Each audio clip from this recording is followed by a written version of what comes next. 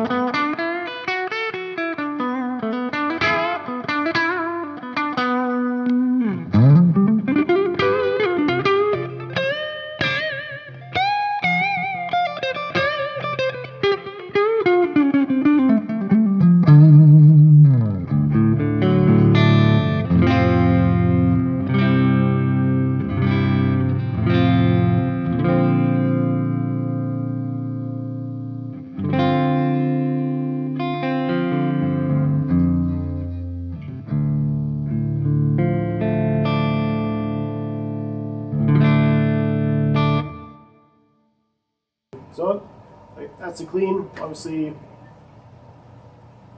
sounds like a clean channel, really. I think it sounds pretty good. All I'm using is channel 1 clean on the green, using the built-in reverb, no other effects added. Sounds pretty decent to me.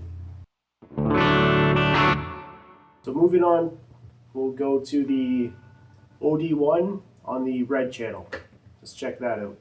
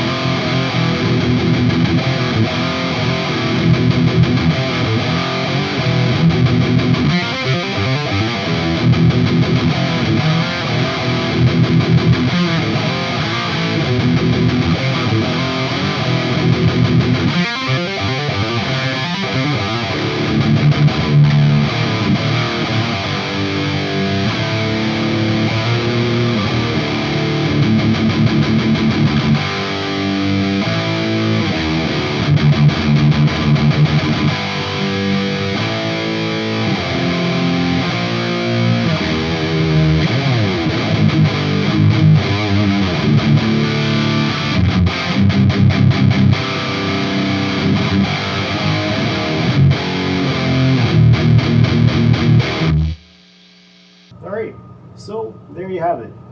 That's the JBM's the DI out with the built-in cab that they use, which I believe is the Marshall 1960 A standard cab with G12 T75s, I believe, Celestions. So a lot of people hate on that speaker, but it's a classic. So, and honestly, it doesn't sound too bad to my ears anyway. It does, like when hearing it in the room on my EV powered speakers, it does seem a little fizzy. So we'll see how that translates to the actual recording. From what I heard earlier, it wasn't as fizzy in the recording, but in the room, it's definitely got some high-end fizz going on. It still sounds decent. It's cool for, just jamming at home at respectable levels. But for, the 2007 technology that this was, it's pretty decent. Like it's usable. Like it's definitely usable. If you had to use it at a gig or whatever, like you could do it. And even you could record, obviously you could even record music with it and you'd be fine, honestly. But, there's lots of newer tech out there that does sound better, so, and I prefer miking up my own cab as well, so, to each their own. But yeah, for what it is, it's pretty decent. Nothing to write home about though. So anyway, guys, thanks for watching. I hope you enjoyed this video. I hope it was helpful. I haven't seen too many people actually use the DI out or make any videos on it, so thought it'd be maybe useful to some if you're interested. So thanks again for watching, and please like and subscribe, comment on the video. So thanks again, guys. This is T from the Digi Basement. I'm out of here.